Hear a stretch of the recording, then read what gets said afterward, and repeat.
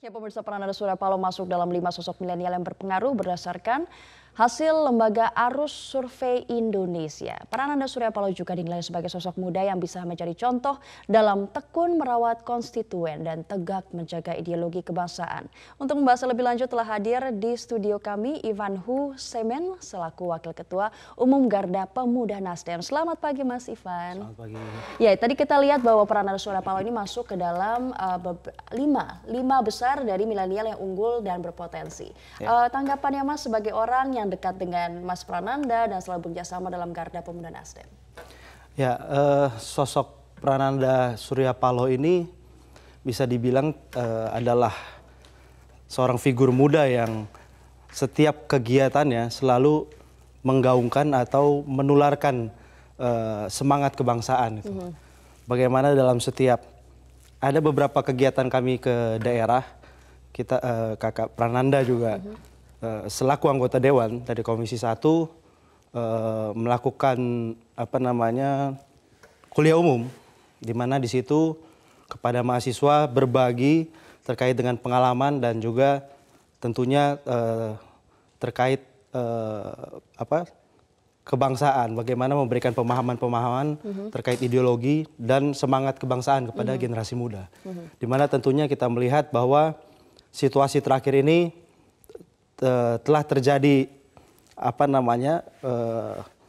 pengkotak-kotakan khususnya di dalam jelang pemilu ini terkait dengan semakin ideologi Pancasila ini semakin jauh dari anak-anak muda, di mana anak muda sekarang sudah banyak gerakan-gerakan yang mengarah kepada radikalisme. Dan Kakak Prananda ini dalam setiap kegiatannya kembali memberikan semangat dan memberikan pemahaman tentang bagaimana pentingnya kita sebagai generasi muda harus menjaga ideologi Pancasila.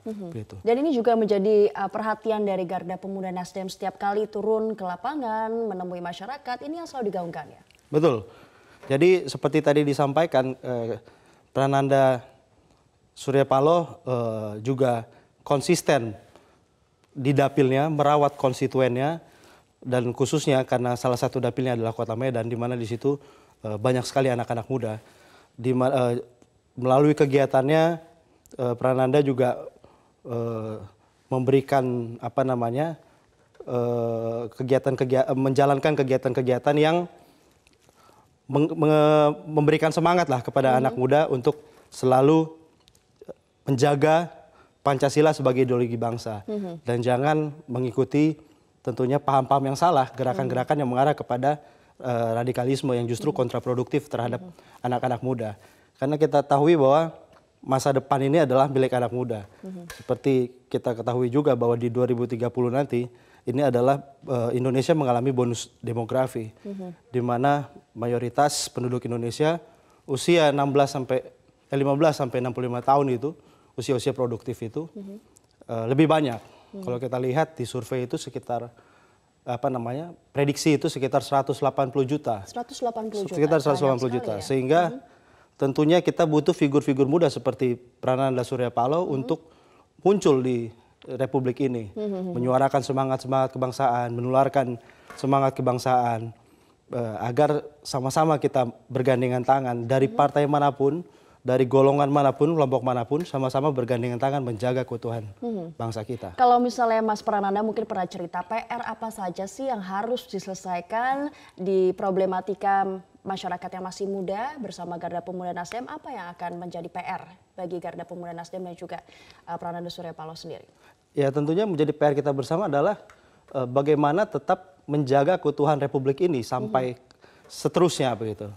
Jangan sampai justru ada gerakan-gerakan yang kontraproduktif yang ingin memecah belah persatuan dan kesatuan kebangsaan. Kalau kita lihat saat ini terkait dengan pemilu, jangan hanya gara-gara pemilu yang bisa dikatakan 5 tahunan ini, justru merusak republik yang sudah dibangun oleh founding fathers kita sudah sejak lama begitu. Ini yang harus kita jaga. Bagaimana anak-anak muda dalam hal ini Prananda selalu dalam setiap kegiatannya selalu menggaungkan itu, semangat nasionalisme. Jangan sampai kita terpecah belah, mau dari Sabang sampai Merauke, latar belakang suku, latar belakang agama. Bagaimana dari setiap kegiatannya dia juga ikut di dalam kegiatan-kegiatan organisasi latar belakang apapun itu. Dan dia tampaknya tidak pernah lelah untuk menggaungkan ini ya di dalam setiap pidatonya. Betul. Ya? Itu merupakan wujud konsistensi dari seorang Prananda begitu. Sehingga dia bisa kita lihat ya merupakan salah satu figur muda alternatif ketika memang kemarin dari ASI mengatakan bahwa ya kita lihat sendiri bahwa ASI itu penilaiannya juga ada sekitar 100-an pakar gitu kan, dari latar belakang jurnalis, dari latar belakang dosen yang secara intelektual sudah teruji begitu. Jadi dan kan menjadikan Prananda Surya Paloh ini sebagai salah satu figur milenial yang berpengaruh. Betul. Ini berpengaruh nggak sama elektabilitasnya nanti? Saya yakin berpengaruh karena kalau menurut survei terakhir saya lihat elektabilitas Prananda di Dapil khususnya itu cukup baik ya, cukup baik. Jadi saya yakin lah bahwa ke depan ini harus dan akan muncul Prananda-Prananda baru di Indonesia. Kita juga berharap ya Mas ya. Terima kasih telah bergabung bersama kami di Metro Pagi Prime Time.